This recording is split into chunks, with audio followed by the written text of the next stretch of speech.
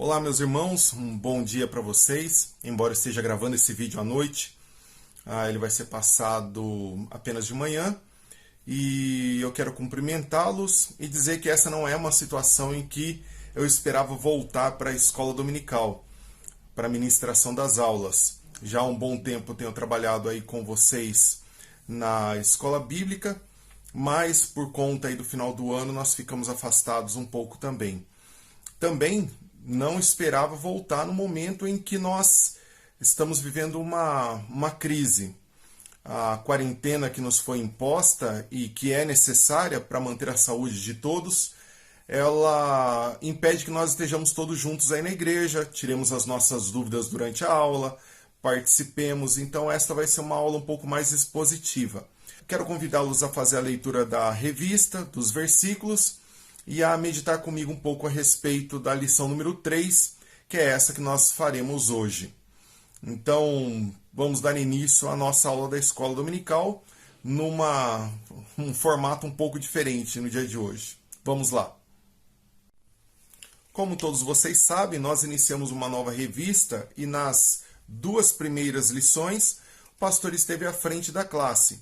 A revista que nós estamos estudando é esta revista aqui, Encontros Marcantes, e fala um pouco a respeito do encontro que Jesus teve com algumas pessoas e a situação em que elas estavam e como elas saíram depois. Depois de estudar a lição 1, lição 2, hoje nós voltamos para estudar a lição 3. Ela fala a respeito de uma fé carente, uma fé dependente. E o texto base da nossa lição é o texto de Marcos, no capítulo 9, versículos 14 a 29. Não sei se você sabe o contexto em que esse texto se insere, mas ele ocorre, o capítulo 9, versículo 14 até 29, ocorre bem depois daquela cena da transfiguração. Ali, durante algumas aulas em situações anteriores, vocês se lembram muito bem que nós falamos a respeito do fato deles estarem sobre o monte e após aquele momento de grande deslumbre também, em um momento em que Moisés e Elias aparecem, os discípulos, diz Pedro mais especificamente, diz que eles deveriam ficar ali, que Pedro construiria, ele fala, façamos uma tenda, e eles ficariam ali sobre o monte. Porém, nas outras situações em que eu comentei sobre esse texto, eu disse que estava muito bom ali sobre o monte. A situação estava muito agradável ali. O ambiente era perfeito, era espiritual. Porém, lá embaixo do monte, a vida continuava.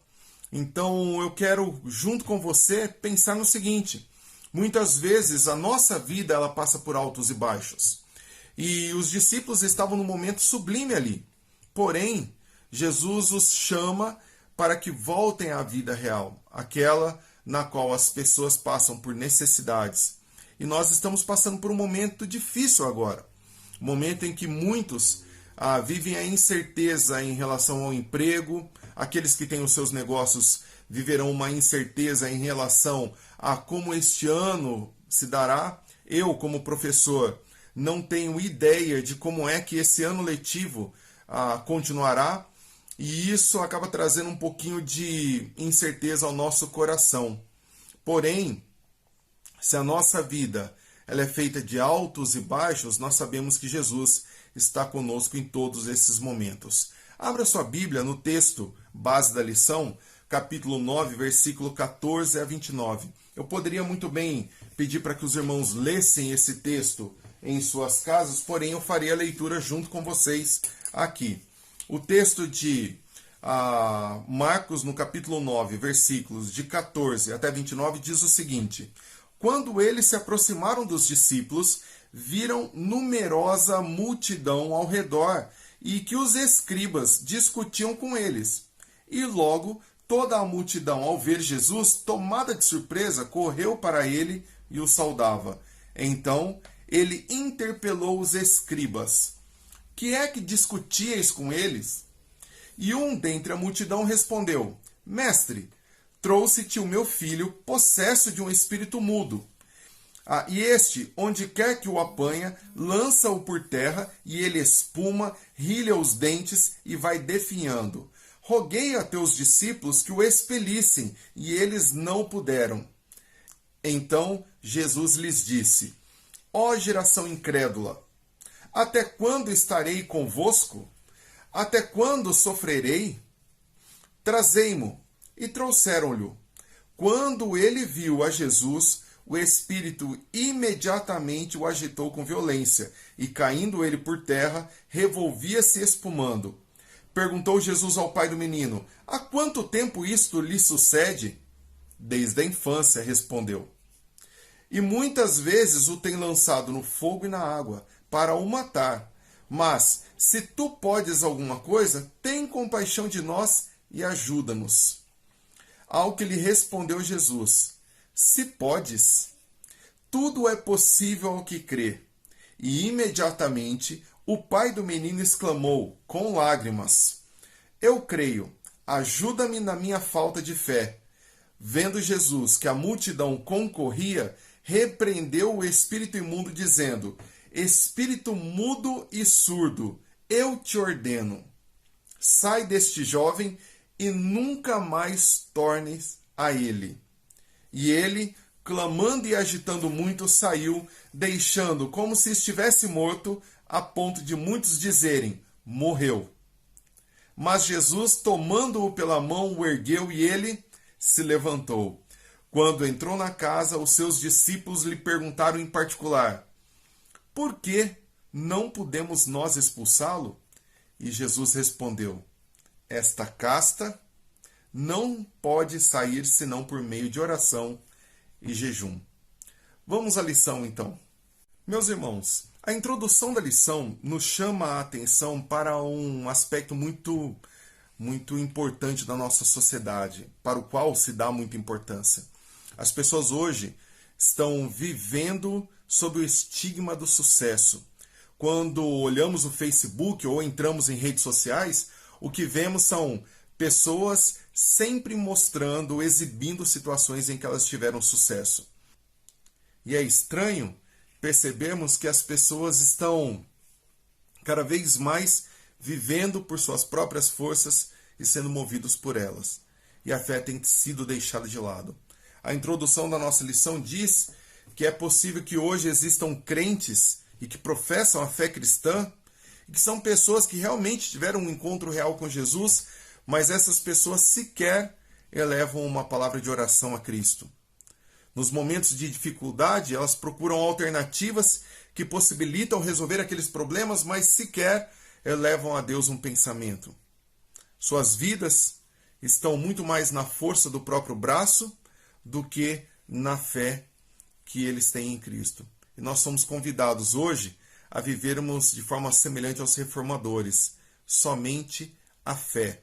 Meus irmãos, o contexto da nossa lição nos mostra, no versículo 17, que aquele homem, aquele jovem, ele estava possesso de um espírito mudo. É interessante que o texto faz questão de diferenciar a possessão de uma doença. O texto também nos mostra que Jesus, no versículo 19, chama aquela geração de geração incrédula. Jesus começou a ficar impaciente naquela situação com a falta de fé dos discípulos, bem como com a situação de incredulidade que estava instalada naquele momento, porque ele entendia que bastava ter fé, e fé naquilo que é verdadeiro, bastava ter fé em Cristo, que aquela situação poderia ter sido resolvida facilmente. E há também ali uma advertência, ou melhor, o texto nos chama a atenção para o fato de que a multidão concorria. Jesus, naquele momento, eu não quero usar a palavra dividido, mas a atenção de Cristo estava dividida ali entre continuar a pregar a respeito do reino de Deus e a demonstrar compaixão por aquilo que aquele jovem estava passando. Porém, aquela era mais uma situação em que Jesus poderia mostrar que ele era Deus e que Deus se importava com o sofrimento do homem. E era, obviamente, mais uma situação em que o ambiente e tudo mais que aconteceria ali ia apontar para aquilo que era mais importante, que era a fé em Cristo Jesus. Se você estiver com a sua revista em mãos, acompanhe comigo o tópico 1 da nossa lição. O problema de toda uma geração. Eu já mencionei isso anteriormente, mas eu volto à questão e digo aos irmãos que a fama de Jesus ela era conhecida já naquele lugar. Você pode observar no texto que quando Jesus desce do monte e chega e a multidão o vê, eles correm na direção de Jesus. Isso não acontece por acaso. Jesus já havia realizado muitos milagres e esta situação mostra que ele era uma pessoa conhecida. Em Marcos, assim como nos textos de Mateus e de Lucas, a cura do endemoniado ocorre, como eu falei anteriormente, instantes depois do monte ou da transfiguração, em que o Senhor estava acompanhado de Pedro, Tiago e João. Tendo os 4 descido do monte, eles foram ao encontro dos demais discípulos que, rodeados por uma multidão, discutiam com os escribas. O homem havia rogado, esse era o pedido daquele homem para os discípulos. Eles eram conhecidos como pessoas que andavam com Jesus, mas o homem havia rogado aos discípulos para expulsarem o demônio que oprimia o seu filho. Mas estes, como nós vimos no texto, não conseguiram. Talvez o fracasso dos discípulos esteja na falta de fé naquilo que eles poderiam fazer em nome de Jesus. Ao chegar, Jesus vê esses 9 discípulos e sendo questionados pelos escribas. E eles estavam rodeados também por uma multidão. E aí se dá toda aquela conversa que nós vimos anteriormente. A verdade, meus irmãos, é que muitas vezes nós gastamos todos os nossos esforços, e isso a lição nos diz, todos os nossos esforços e o nosso tempo com discussões estéreis. Vocês já devem ter vivenciado situações em que discussões acaloradas eram feitas, e não estou falando apenas da Bíblia, mas discussões acaloradas eram feitas, travadas, sem que se chegasse a lugar nenhum. Hoje, no caso específico do texto bíblico, das discussões sobre o texto bíblico, nós temos a ajuda do Espírito Santo, que pode muito bem nos direcionar e nos trazer entendimento. Nós vemos no tópico 2 da nossa lição que em 2 situações, primeiro que era um problema de um grupo seleto. Ali o texto ele está focado nos discípulos e no fato deles não terem conseguido expulsar os demônios. Mas nós vemos em 2 situações distintas Jesus incumbindo aos discípulos, dando a eles autoridade para expulsar demônios. A primeira delas é quando ele faz o chamado dos 12. Ali ele fala aos discípulos qual era a missão que eles deveriam executar e também diz que eles teriam autoridade, ele concede a eles autoridade para expulsar demônios. Quando ele envia também de 2 em 2, ele repete isso. Ele diz que os discípulos teriam autoridade para expulsar demônios. Mais tarde, quando Jesus é interpelado pelos discípulos a respeito do porquê eles não haviam conseguido expulsar aquele demônio, Jesus não fala a respeito do tamanho da fé deles. É interessante isso, porque Jesus faz menção ao fato de que aquela casta de demônios só poderia ser expulso com oração e jejum. Em momento nenhum Jesus fala a respeito de fé ali naquele instante. Então a nossa lição diz que, por certo, os discípulos agiram confiando que eles conseguiriam. Nesse momento da aula eu quero fazer menção a um texto que está na nossa lição. Aqui a nossa lição diz que Calvino, em suas Institutas, ensina que é a fé que obtém para nós tudo o que é concedido às nossas orações. É no momento das nossas orações que expressamos nossa confiança no Deus que ouve as nossas súplicas, agradecimentos e louvores. É por isso que eu posso afirmar seguramente para os irmãos que nós precisamos, em todos os instantes, estarmos cientes da nossa fé e exercemos a nossa fé em Cristo Jesus, por meio não só das nossas ações, mas principalmente por meio da nossa oração. Aquele pai, ao chegar diante de Jesus, E ao ser interrogado ou interpelado a respeito do que estava acontecendo, ele expõe o caso do seu filho. Nos identificamos com aquele homem porque quando alguém nos pergunta com sinceridade de coração como nós vamos, nós queremos contar quais são as nossas lutas. A luta desse pai era o seu filho, que já vinha sofrendo há muito tempo. E eu não consigo imaginar o que era para aquele pai ver o seu filho atentando contra o próprio corpo, se jogando na água para tentar se afogar, ou no fogo e se machucando também, sempre guiado por aquele demônio. E eu não consigo imaginar o que aquele pai deve ter feito. Talvez prendido o seu filho dentro de casa, talvez colocado, amarrado suas mãos, os seus pés a alguma coisa, tentado de todas as formas proteger o seu filho para que ele não fizesse nada contra o próprio corpo.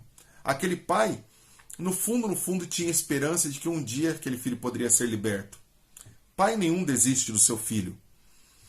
E diante de Jesus, aquele pai chega já com a incredulidade no seu coração.